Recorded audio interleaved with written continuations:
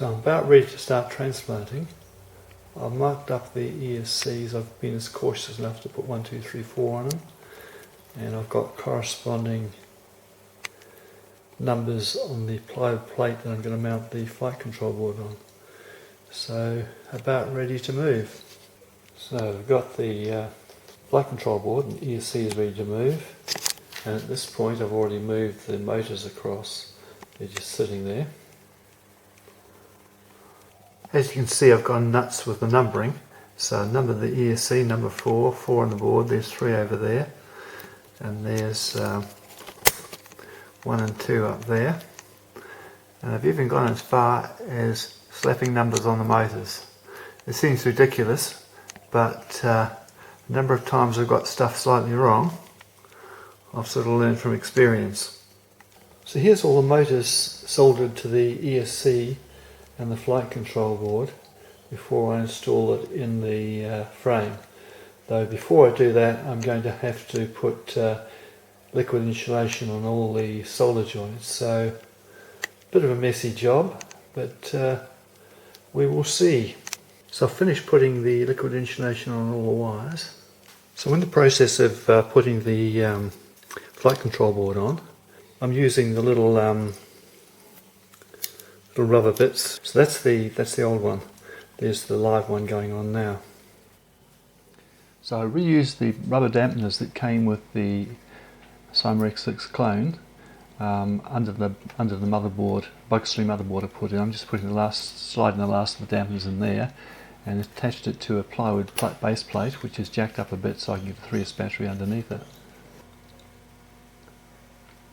So I had a few trouble, particularly with the right front motor. I wound up replacing the ESC, redoing all the wiring, and then thought, hell, it's either a motor or the motherboard.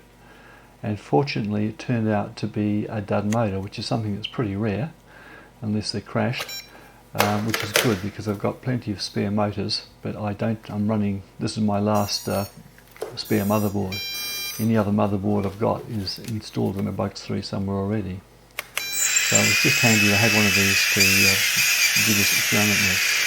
The red knob, which is really a Bugs 6 propeller retainer, that's on the suspect motor. You might notice as it spins up that it's a bit slower than the others. And here we have the first flight test.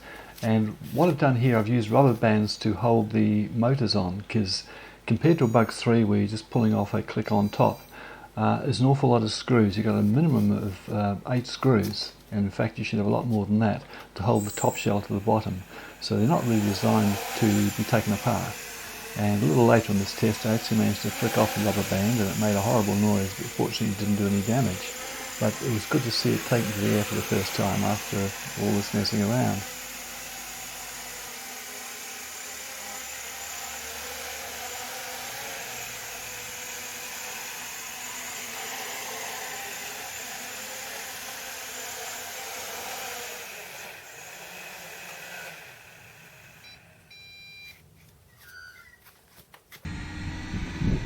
And this is just a little taste of the first open air flight test. It's an interesting bird, and there's a few more things I want to do to it. But for now I'm very happy with how this project has gone.